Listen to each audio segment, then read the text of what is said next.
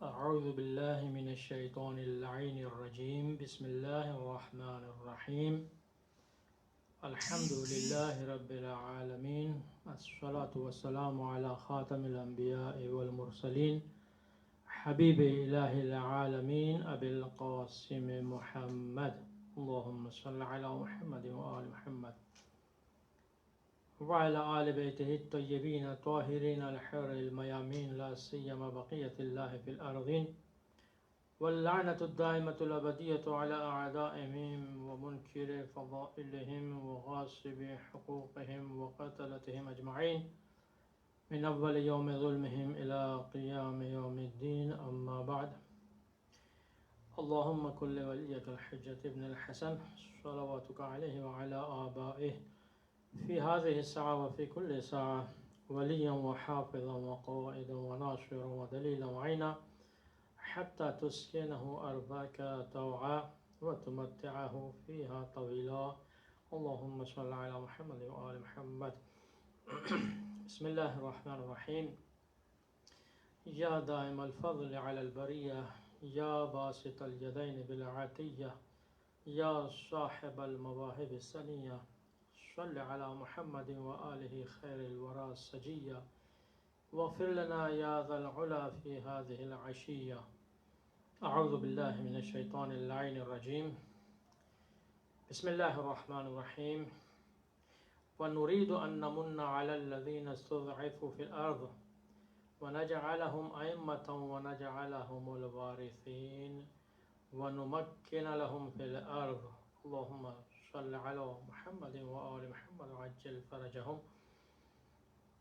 مشہور سورہ قصص کی آیت کہ جس میں اللہ سبحانہ و تعالی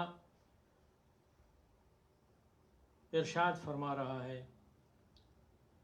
ابتدائی آیات میں سے ہے سورہ قصص کی، وَنُرِيدُ أَن نَّمُنَّ عَلَى الَّذِينَ اسْتُضْعِفُوا فِي الْأَرْضِ، ہم نے ارادہ کیا ہے کہ ہم احسان کریں ان پر کہ جو کمزور بنا دیے گئے ہیں زمین پر، جن کے حق غصب کیے گئے ہیں زمین پر، جو کمزور اور ناتواں ہو گئے ہیں، ان پر ہم احسان کریں. وَنَجْعَلَهُمْ أَئِمَّةً، اور انہیں ہم پیشوا اور امام بنائیں. وَنَجْعَلَهُمُ الْوَارِثِينَ، اور ہم انہیں اہل زمین کے وارث قرار دیں. وَنُمَكِّنَ لَهُمْ فِي الْأَرْضِ، اور انہیں اس زمین میں مستحکم اور مضبوط قرار دیں. خداوند متعال کی عجیب حکمت عملی ہے کہ اللہ کو پسند نہیں ہے کہ کوئی اس کے سامنے تکبر کرے. اگر کوئی بادشاہ، اگر کوئی حاکم غرور اور تکبر کا شکار ہو جاتا ہے تو اللہ اسے سزا دینے کے لیے فوراً اقدام فرماتا ہے. چنانچہ اللہ نے ان آیتوں میں جو آیتیں آپ کے سامنے بیان کی ہیں، یہ جناب موسیٰ و فرعون کا قصہ اس سے پہلے بھی اور اس کے بعد مفصل قصہ جو ہے جناب موسیٰ اور فرعون کا، کہ کس طریقے سے فرعون نے بنی اسرائیل کے اوپر ظلم کیا اور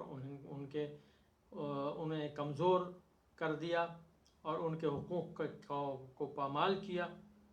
اس کے برخلاف جناب موسیٰ نے اس کی مخالفت کی، لیکن جناب موسیٰ کو اللہ نے مدد دی اور رسالت اور نبوت عطا کی. اس کا ذکر بہت سی آیتوں میں سورہ قصص میں بھی اور دوسری جگہ پر قرآن کریم میں مفصل ہے.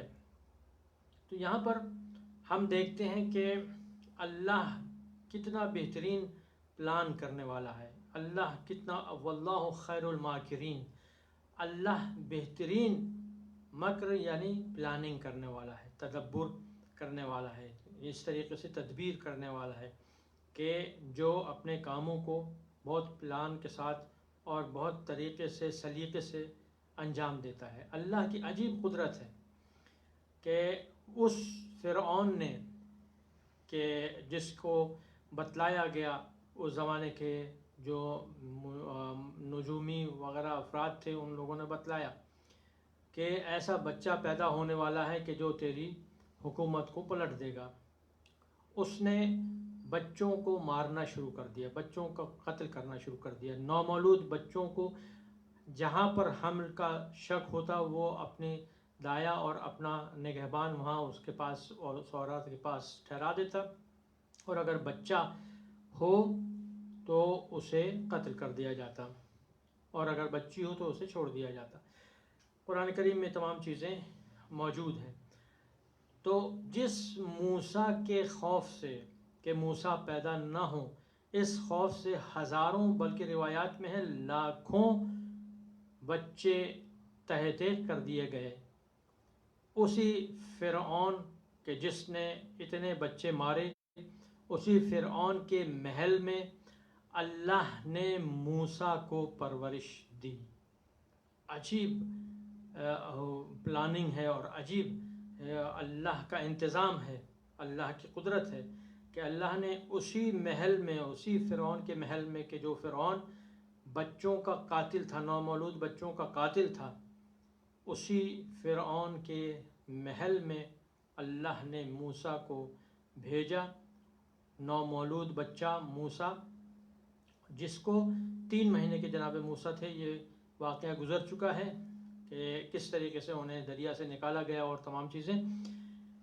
تو جناب موسیٰ 40 سال، 2-3 سال نہیں بلکہ 40 سال فرعون کے دربار میں جناب موسیٰ پلتے بڑھتے رہے، پرورش پائی، زندگی گزاری، اور اللہ کا جو پیغام تھا، اللہ کا جو پیام تھا، وہ جناب موسیٰ نے پہنچایا۔ اور اللہ یہ چاہتا ہے کہ اسی طریقے سے پلان کرے۔ اب جس کے بھی ذہن میں ذرا سا بھی شک ہو امام زمانہ عجل اللہ تعالی فرجہ شریف کی عالمی حکومت کے بارے میں کہ کس طریقے سے امام آئیں گے، اتنی ترقی ہو چکی ہے، اتنے بم بن چکے ہیں، اتنے ہائیڈروجن بم، اتنے نیوکلیئر بم بن چکے ہیں، اتنے ایٹامک بم بن چکے ہیں، اس زمانے میں کس طریقے سے کیا کریں گے امام؟ شک کا انسان اگر شکار ہو جائے تو وہ یہ سمجھ لے جتنے بھی اسلحے ہیں، جتنے بھی انتظامات ہیں خدا کے دشمنوں کے، اللہ انہیں بہترین طریقے سے ان کا انتظام کرے گا، انہیں تباہ کرے گا، اور ان کے مقابلے کے لیے امام زمانہ کو ایسے اسلحے فراہم کرے گا کہ جو ان تازہ اور ترقی یافتہ اسلحوں کا مقابلہ کر سکے۔ چنانچہ آپ دیکھتے ہیں کہ اسی فرعون کے محل میں موسیٰ کو 40 سال تک رکھا، اس وقت تک جب تک کہ جناب موسیٰ کے ہاتھ سے ایک غیر عمدی قتل ہوا، اور پھر اس کے بعد وہاں سے ان کے قتل کے نتیجے میں ان کی جان کے درپے ہو گئے لوگ، اور انہیں قتل کرنا چاہتے تھے، چنانچہ وہ وہاں سے نکل کھڑے ہوئے، فرار ہو گئے اور اپنی جان بچا لی۔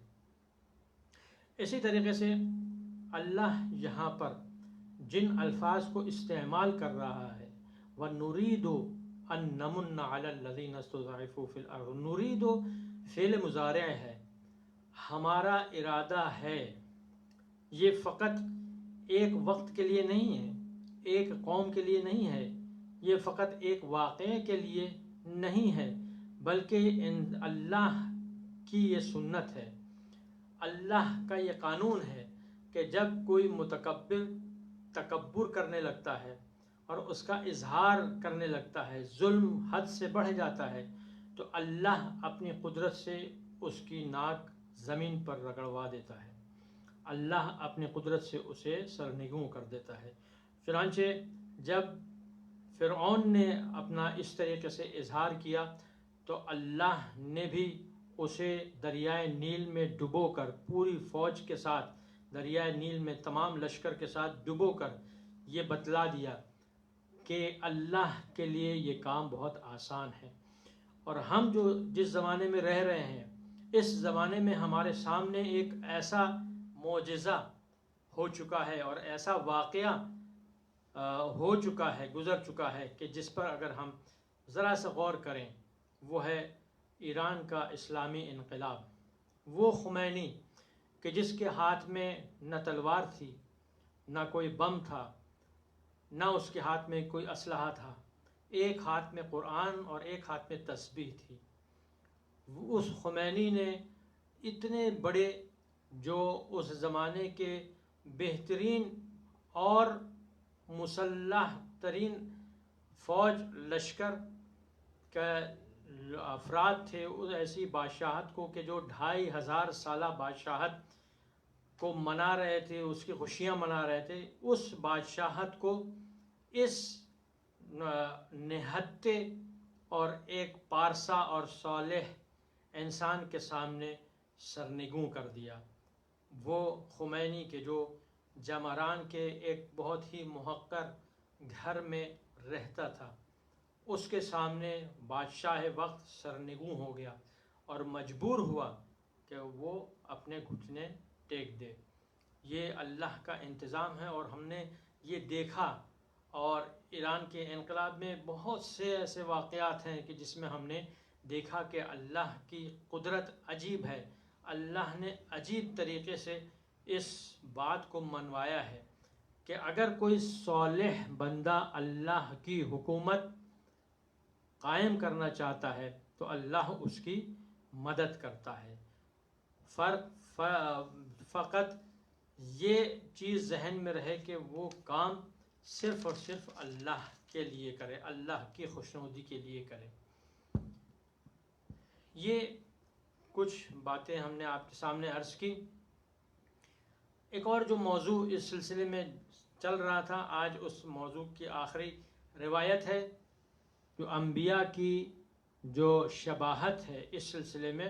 آج امام زمانہ کا جل اللہ تعالیٰ فرجہ شریف کا جو شباہت ہے، وہ محمد مصطفیٰ صلی اللہ علیہ وآلہ وسلم سے، کہ جس کے بارے میں روایت مشہور ہے معصوم کی، کہ آپ نے فرمایا کہ اللہ کے رسول کی شباہت بہت زیادہ، سب سے زیادہ امام زمانہ عجل اللہ تعالیٰ فرجہ شریف سے ہے۔ آپ کا اسم گرامی محمد صلی اللہ علیہ وآلہ وسلم، آپ کی کنیت ابو القاسم، جس طرح رسول خدا صلی اللہ علیہ وآلہ وسلم کی تھی، اسی طریقے سے آپ کی کنیت، اور مزید جو اخلاق ہیں، جو آپ کا کردار ہے، جو آپ کی سیرت ہے، جو آپ کا اٹھنا ہے، جو آپ کا بیٹھنا ہے، جو آپ کی حرکات ہیں، جو آپ کی سکنات ہیں، وہ سب کی سب امام زمانہ سے، امام رسول خدا صلی اللہ علیہ وآلہ وسلم سے مشابہت ہے۔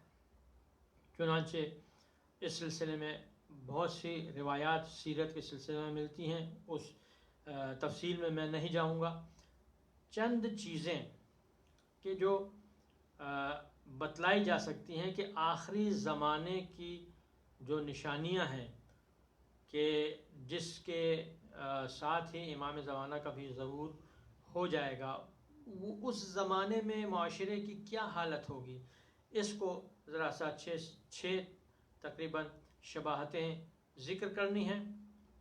پہلی شباہت کہ جو آخری زمانے کی نشانیاں ہیں، اس میں لا یقوم القائم الا علی خوف شدید۔ امام زمانہ عجل اللہ تعالیٰ فرجہ شریف جب قیام فرمائیں گے، انہیں سخت خوف ہوگا۔ جیسے پہلے عرض کر چکا ہوں کہ اس خوف کا تعلق آپ کی جان سے نہیں ہے، بلکہ آپ کے مشن سے ہے، کہ آپ چاہتے ہیں اسلام کو نافذ کرنا، اللہ کے پیغام کو پہنچانا، اس سے خوف زدہ ہیں کہ لوگ منحرف نہ ہو جائیں۔ دوسری نشانی، مسجدیں بہت معمور ہوں گی، لیکن ان میں ہدایت نہیں ہوگی۔ مساجدہم عامرہ وہی خراب من الہدی۔ عجیب صورتحال ہے کہ مسجدیں بہت پر رونق ہوں گی، لوگ آ رہے ہیں، نمازیں پڑھ رہے ہیں، وضو کر رہے ہیں، آ رہے ہیں، جماعتیں ہو رہی ہیں، لیکن ہدایت سے عاری ہوں گی۔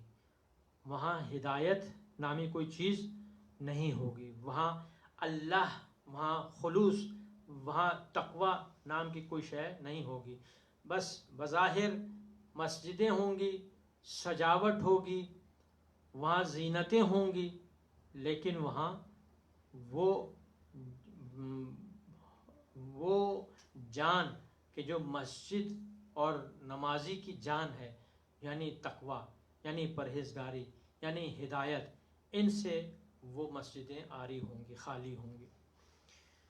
تیسری، انسانیت ختم ہو جائے گی، انسان کے دل میں کوئی رحم نہیں ہوگا، انسان کو انسان نہیں سمجھے گا۔ فلل کبیر یرحم الصغیر، کوئی بڑا اپنے چھوٹے پر رحم نہیں کرے گا۔ ولل قوی یرحم الضعیف، اور نہ کوئی قوی کسی ضعیف اور کمزور پر رحم کرے گا۔ انسانیت اور اس کے دل کے جو جذبات ہیں وہ ختم ہو چکے ہوں گے۔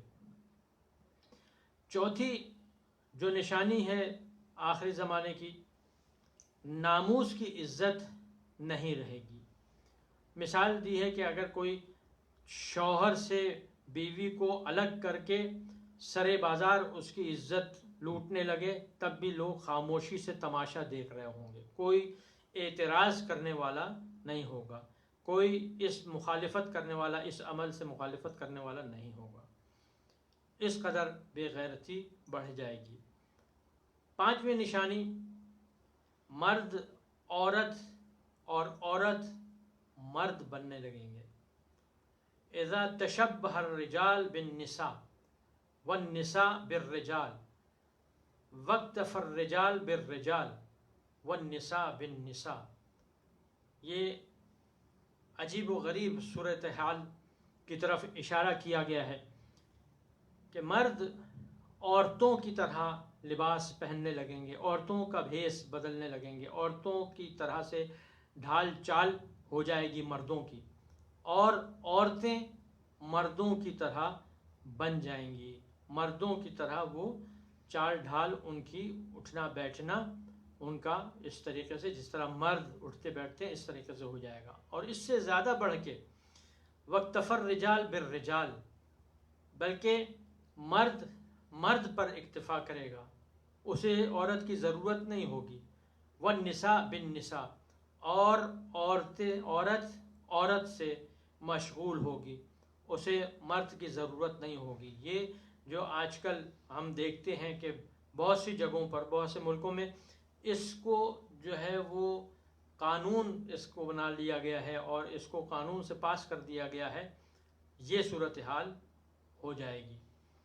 اور ایک اور نشانی کہ انسان اولاد کم ہونے کی خواہش کرے گا۔ جس کے پاس 4 بچے ہیں اس کی خواہش ہوگی کہ کاش میرے 3 ہی ہوتے۔ اگر کسی کے 3 بچے ہیں تو وہ یہ اللہ سے دعا کر رہا ہوگا کہ پروردگار مجھے 2 ہی بچے دیتا، اور جس کے 2 بچے ہیں وہ 1 بچے پر اکتفا کرتا، اور جس کا 1 بچہ ہے وہ کہتا اللہ مجھے بے اولاد ہی رکھ، بہتر ہے۔ یہ صورتحال آج اپنے معاشرے میں ہم دیکھ سکتے ہیں، اپنے نزدیک ترین افراد میں یہ چیزیں ہم دیکھ سکتے ہیں۔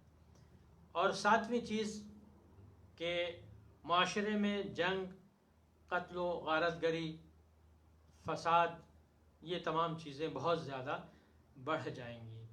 یہ ایسی چیزیں ہیں کہ یہ ایسی نشانیاں ہیں کہ جو اس زمانے میں، جس زمانے میں امام کا ظہور ہوگا، اس زمانے میں یہ نشانیاں خود پھیل چکی ہوں گی۔ کوئی یہ نہ سمجھے کہ یہ نشانیاں جب ہم اس معاشرے میں لے کر آئیں گے تب امام ظاہر ہوں گے، کیونکہ ایک عقیدہ کچھ افراد کا ایسا بھی ہے، ایک گروہ ہے کہ جو یہ کہتا تھا کہ اس معاشرے میں چونکہ ظلم بڑھے گا تب امام ظہور کریں گے، چنانچہ ہمیں چاہیے کہ ہم ظلم بڑھائیں، خوب ظلم کریں، خوب گناہ کریں، خوب جو ہے معصیت کریں تاکہ امام کا ظہور ہو۔ یہ غلط اور بالکل اشتباہ یہ فہم ہے، اور یہ غلطی اس کے سلسلے میں کہ جو قرآن جس کو کہہ رہا ہے، احادیث جسے بیان کر رہی ہیں کہ ہمیں چاہیے کہ اپنے تزکیہ نفس کریں، امام زمانہ کو بلانے کے لیے ہمیں اپنے آپ کو بہتر بنانا ہے، نہیں ہے کہ ہم نعوذ باللہ اللہ کی معصیت کرنے لگیں اور اللہ کا گناہ کرنے لگیں تاکہ اتنے زیادہ گناہ ہو جائیں کہ امام کا ظہور ہو جائے، نعوذ باللہ۔ یہ بالکل قرآن اور اسلام کے خلاف یہ فکر ہے۔ تو ہم دیکھتے ہیں کہ مختلف قسم کے ہمیں انتظار نظر آتے ہیں، کچھ انتظار کر رہے ہیں، ہاتھ پر ہاتھ دھرے انتظار کر رہے ہیں، وہ ان کا یہ خیال ہے کہ جس طریقے سے مہمان کسی نے بلایا اور مہمان کا انتظار آپ کر رہے ہیں، ڈرائنگ روم میں بیٹھے ہوئے انتظار کر رہے ہیں، یا ریلوے اسٹیشن پر ہم بیٹھے ہوئے ہیں، ٹرین کے آنے کا انتظار کر رہے ہیں، ہمیں کچھ کرنا نہیں ہے، فقط انتظار کرنا ہے۔ بعض لوگ یہ سمجھتے ہیں کہ انتظار کا مطلب یہ نیگیٹو تھنکنگ ہے، یہ منفی ایک رجحان ہے کہ جو غلط ہے۔ ہمیں ایسا انتظار نہیں ہونا چاہیے۔ یہ ہم نہ کہیں کہ ہم اگر کچھ کریں گے تو ہم کیا کر سکتے ہیں، ہمارے ہاتھ میں تو کچھ بھی نہیں ہے، ہم تو ایک ہیں، اگر ہم اچھا بننا چاہیں تو پورا نظام ہمیں خراب کر دیتا ہے، پورا معاشرہ ہمیں خراب کر دیتا ہے۔ چنانچہ ہم بھی معاشرے کے ساتھ جس طرح سے کہا جاتا ہے کہ اس جماعت کے ساتھ ہی جو ہے اپنے آپ کو ڈال دو، جس طرف لہریں بہہ رہی ہیں اس پر ڈال دو، جہاں لہریں لے جائیں وہاں لے جائیں، میں خود کچھ کام نہ کروں۔ یہ غلط خیال ہے۔ یہ نہ سمجھے کہ معاشرے کے اندر اگر ہم کچھ کریں گے تو گڑبڑ پیدا ہو جائے گی، ہرج مرج پیدا ہو جائے گا، کیوس پیدا ہو جائے گا، تو ہمیں چاہیے کہ ہم خاموش رہیں۔ یہ غلط طریقہ ہے، یہ غلط انتظار ہے۔ ایک انتظار یہ ہے کہ انسان امام کا انتظار کر رہا ہے، امام کے لیے دعا کر رہا ہے، امام کے ظہور کے لیے دعا کرتا ہے، امام کی جتنی بھی دعائے ندبہ، دعائے سماعت اور اسی طریقے سے دعائے غریق اور دوسری جتنی دعائیں ہیں ان دعاؤں کو پڑھتا ہے اور امام کے لیے آنسو بہاتا ہے، امام کو بلانا چاہتا ہے۔ لیکن امام کے آنے کے سلسلے میں جو رکاوٹیں ہیں انہیں ہٹانا نہیں چاہتا، ان رکاوٹوں کو دور کرنا نہیں چاہتا۔ تو یہ بھی جو انتظار ہے یہ بھی انتظار غلط انتظار ہے۔ جس طریقے سے بنی اسرائیل کے لوگوں نے جناب موسیٰ کے سلسلے میں اور طالوت کو سردار بنانے کے سلسلے میں مشکلات پیدا کی تھیں، اسی طریقے سے یہ مشکلات اپنے انجام تک اور فرج تک نہیں پہنچ سکتی۔ تو ہم دیکھتے ہیں کہ ہمیں یہ زمانہ کہ جو ہمیں نصیب ہوا ہے، اس زمانے میں ہمارے پاس مہلت ہے، ہمارے پاس وقت ہے، ہمارے پاس انتظام ہے کہ ہم اپنی اصلاح کریں، اس لیے کہ جو آنے والا وقت ہے، جو ظہور کے بعد والا وقت ہے، وہ بہت سخت وقت ہوگا۔ ایسا نہیں ہے کہ امام کے ظہور کے بعد ہر چیز آسان ہو جائے گی اور لوگوں کو پلیٹوں میں حلوے دیے جائیں گے کہ لو یہ حلوہ کھا لو، ایسا نہیں ہے۔ بلکہ جب تک جنگ نہیں ہوگی، جب تک جہاد نہیں ہوگا، جب تک سعی و کوشش نہیں ہوگی، اس وقت تک معاشرے میں خرابیوں کو ختم نہیں کیا جا سکتا۔ آپ یہ دیکھیں کہ اگر کوئی عدل و انصاف پھیلانا چاہے، اگر کوئی بھی شخص امام زمانہ یا ہم اور آپ میں سے کوئی شخص بھی اٹھے اور عدل و انصاف پھیلانا چاہے، ظلم ختم کرنا چاہے، تو سب سے پہلے اس کا مقابلہ کس سے ہوگا؟ ظالم اور جابر جو ظلم کر رہا ہے، سب سے پہلے اس کی مخالفت اسے مول لینی ہوگی۔ جب انسان کسی کو بھی کوئی چیز پیش کرنا چاہتا ہے، کوئی چیز سامنے لانا چاہتا ہے، تو جو اس کے مخالفین ہیں وہ اس کی مخالفت کریں گے۔ ایسا نہیں ہے کہ صرف باتوں سے مخالفت کریں، بلکہ اپنے سازشوں سے مخالفت کریں گے، اپنے اسلحوں سے مخالفت کریں گے، اور ان سے نمٹنے کا واحد حل یہی جہاد ہے، یہی قتال ہے۔ جس قتال کے بغیر حکومت اسلامی جو عالمی حکومت اسلامی ہے وہ قائم نہیں ہو سکتی۔ ہاں یہ ہے کہ یہ امام جو ہدایت کریں گے، واعظ بھی کریں گے، نصیحت بھی کریں گے، خطبے بھی دیں گے، لیکن اس کے ساتھ ساتھ جو سرکش اور مخالف حضرات ہیں، جو امام کے مخالف ہیں، امام کے مشن کے مخالف ہیں، ان کے ساتھ سختی سے نمٹا جائے گا، اس لیے کہ اس کے بغیر کوئی اور چارہ نہیں ہے، اس کے بغیر کوئی اور راستہ نہیں ہے۔ اسلام کے تمام دشمنوں سے امام انتقام لیں گے، فقط امام حسین علیہ السلام کے خون کا انتقام نہیں بلکہ ہر مظلوم کے خون کا انتقام امام زمانہ لیں گے۔ یہ کام اتنا آسان نہیں ہے کہ ہم کہیں کہ امام جو ہے وہ ہر مظلوم کے خون کا انتقام لیں گے۔ اس کے لیے اس مظلوم کے اوپر جس نے ظلم کیا ہے اس سے مخالفت کرنی پڑے گی، اس کا سامنا کرنا پڑے گا، اس کو جو ہے مغلوب کرنا پڑے گا۔ اس لیے کہ اسلام کے دشمنوں سے جب امام انتقام لیں گے تو وہ دشمن فقط واعظ و نصیحت سے انسان نہیں بن جائیں گے، وہ دشمن فقط کہنے سے اور امام کی ہدایت سے انسان نہیں بنیں گے، بلکہ انہیں قوت کے ذریعے سے، انہیں طاقت کے ذریعے سے مغلوب کرنا ہوگا۔ اس وقت تک وہ انسان نہیں بنیں گے، وہ خود مخالفت کریں گے اور امام کو مغلوب کرنے کی کوشش کریں گے۔ امام اسے اس طریقے سے برداشت نہیں کریں گے۔ چنانچہ ہم بہت سی مختلف روایات ہیں کہ جس میں آپ کی اس جو تحریک ہے، ظہور کے بعد جو آپ اقدامات کریں گے، اس کی جو ہے وہ تفصیل بیان ہوئی۔ صرف فقط ایک روایت آپ کے سامنے میں پیش کرنا چاہتا ہوں کہ چھٹے امام امام جعفر صادق علیہ السلام سے یہ روایت ہے کہ آپ فرماتے ہیں کہ گویا میں نجف دیکھ رہا ہوں کہ زمانے کے امام قائم آل محمد عجل اللہ تعالیٰ فرجہ شریف قیام کر رہے ہیں، اور نجف میں ان کا قیام ہے، اور انہوں نے رسول خدا صلی اللہ علیہ وآلہ وسلم کی سفید زراح پہنی ہوئی ہے، آپ کا گھوڑا خاص ہے، اور رسول اللہ کا پرچم خاص وہ لہرائیں گے۔ یہ پرچم جناب جبرائیل آسمان سے لے کر آئیں گے۔ اس پرچم کے لہراتے کے ساتھ ہی مومن کے دل لوہے سے زیادہ مضبوط ہو جائیں گے، اور 40 مردوں کی قوت ایک مومن کے اندر آ جائے گی، ایک دوسرے کو مبارکباد دیں گے۔ قبور کے اندر جو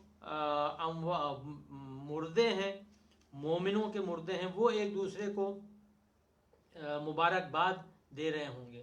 پھر فرماتے ہیں کہ 13,313 فرشتے ان پر نازل ہوں گے، امام پر 13,313 فرشتے نازل ہوں گے۔ تو پوچھنے والے راوی نے پوچھا کہ کیا یہ فرشتے دوسرے پیغمبروں پر بھی نازل ہوئے؟ فرماتے ہیں کہ ہاں جی ہاں، یہی فرشتے جو ہے وہ نوح کے ساتھ کشتی میں سوار تھے، یہی فرشتے ابراہیم کے ساتھ آگ میں تھے، یہی فرشتے موسیٰ کے ساتھ نیل کے واقعے میں نظر آتے ہیں، یہی فرشتے عیسیٰ کے ساتھ رفع ہوتے وقت، عیسیٰ کے اوپر جاتے وقت یہ فرشتے تھے۔ 4,000 فرشتے نبی اکرم صلی اللہ علیہ وآلہ وسلم کے ساتھ، اور 313 فرشتے بدر میں تھے۔ 4,000 ان میں سے 4,000 فرشتے امام حسین کے ساتھ کربلا میں قتال کے لیے اجازت لینے اللہ کے پاس گئے۔ جب واپس آئے تو جنگ ختم ہو چکی تھی، امام شہید ہو چکے تھے۔ اب وہ آپ کی قبر پر اپنے بالوں کو پریشان کیے ہوئے گریان ہیں اور رو رہے ہیں۔ ان کا سردار منصور ہے، جب کوئی زائر قبر امام پر آتا ہے تو وہ اس کا استقبال کرتے ہیں، جب واپس جاتا ہے تو وداع کرتے ہیں، مریض ہو تو عیادت کرتے ہیں، مر جائے تو اس کی نماز پڑھتے ہیں اور اس کے لیے استغفار کرتے ہیں۔ یہ تمام کے تمام 4000 فرشتے قائم آل محمد عجل اللہ تعالی فرجہ شریف کا انتظار کر رہے ہیں۔ چنانچہ جب آپ کا ظہور ہوگا تو یہی فرشتے جناب امام زمانہ عجل اللہ تعالی فرجہ شریف کے ساتھ وہاں ہوں گے۔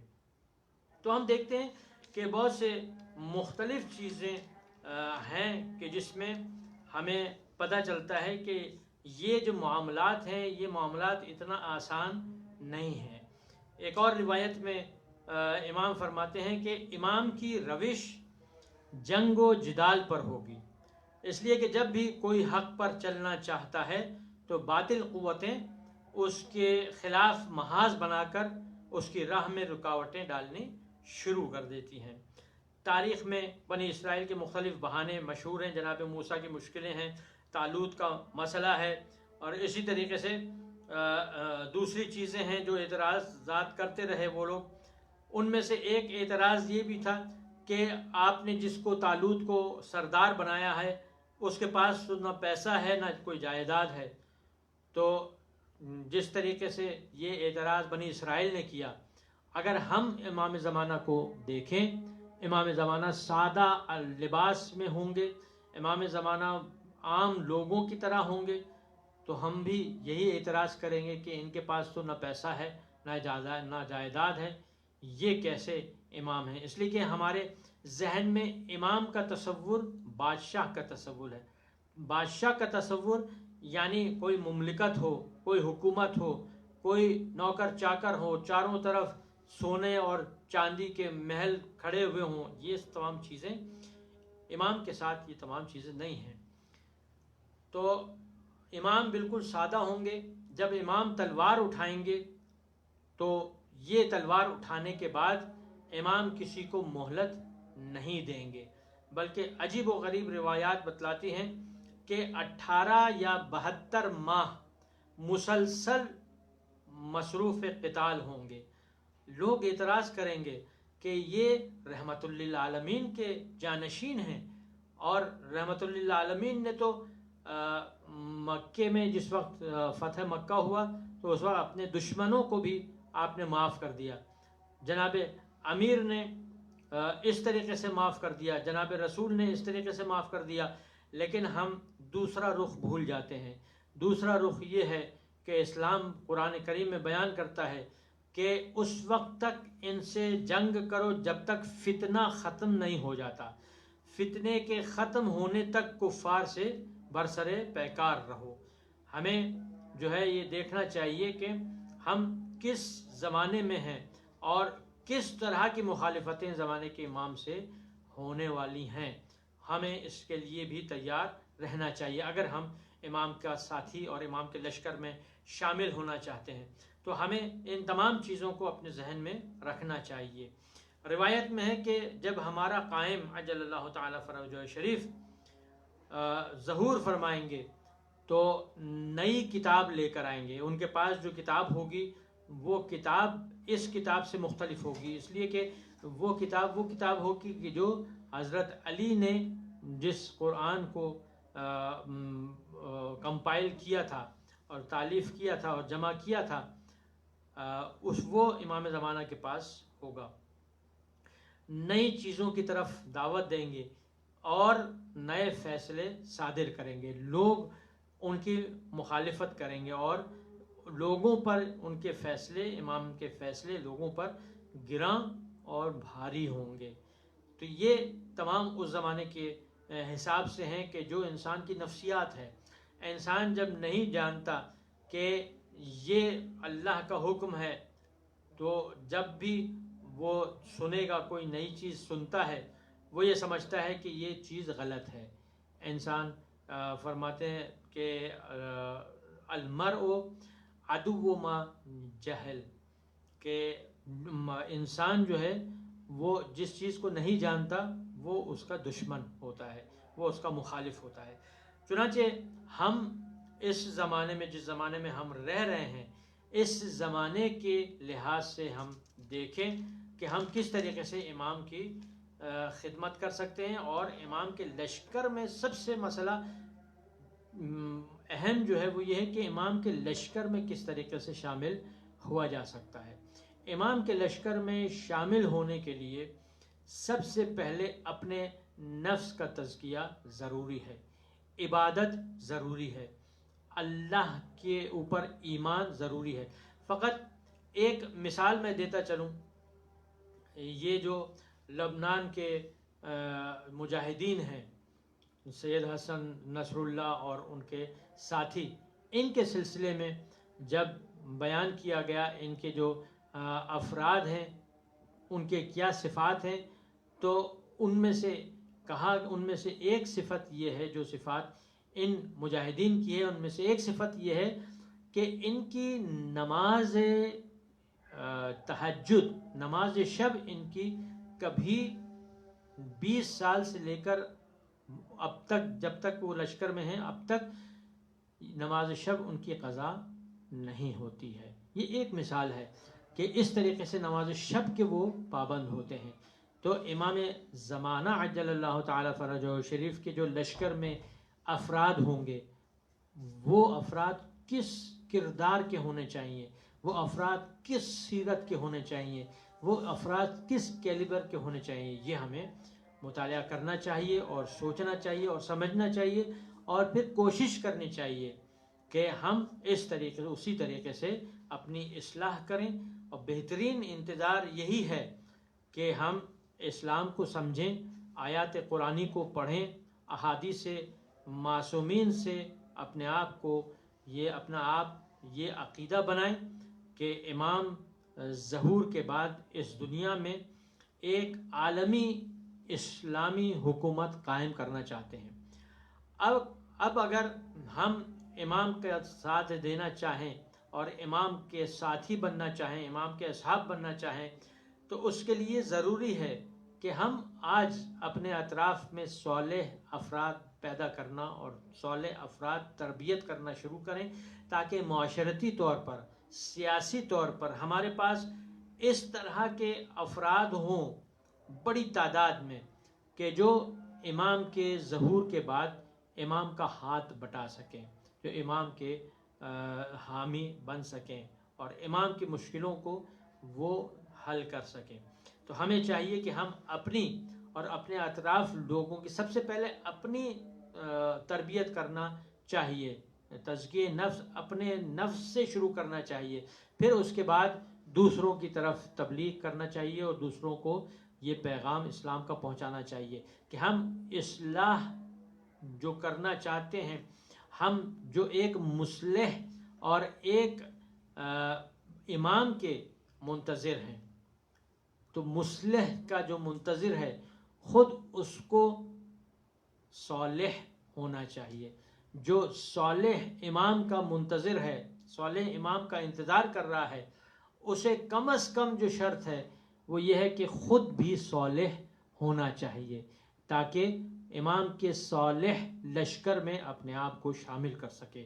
پروردگارہ، شب جمعہ ہے، ہمیں آج کے دن حدیث قصہ اور زیارت وارثہ یاد رکھنی چاہیے، اور ہمیں چاہیے کہ ہم اس رات اور کل جو جمعے کا دن ہے خصوصی امام زمانہ عجل اللہ تعالی فرجہ شریف کا دن ہے، ہم اس دن میں امام کو یاد رکھیں۔ ویسے ہر روز یاد رکھنا چاہیے، لیکن مخصوص چونکہ اسپیشلی امام کا دن ہے، اس لیے ہمیں خصوصی دعاؤں میں امام کو یاد رکھنا چاہیے انشاءاللہ۔ اعوذ باللہ من الشیطان اللعین الرجیم، بسم اللہ الرحمن الرحیم۔ الہی عظم البلاء وبرح الخفا وانکشف الغطاء وانقطع الرجاء وضاقت الارض ومنعت السماء وانت المستعان والیک المشتکى وعلیک المعول في الشدة والرخاء۔ اللهم صل على محمد وآل محمد أولي الأمر الذين فرضت علينا طاعتهم وعرفتنا بذلك منزلتهم، ففرج عنا بحقهم فرجا عاجلا قريبا كلمح البصر أو هو أقرب، يا محمد يا علي يا علي يا محمد اكفياني فإنكما كافيان وانصراني فإنكما ناصران، يا مولانا يا صاحب الزمان الغوث الغوث الغوث أدركني أدركني أدركني الساعة الساعة الساعة العجل العجل العجل يا أرحم الراحمين بحق محمد وآله الطاهرين.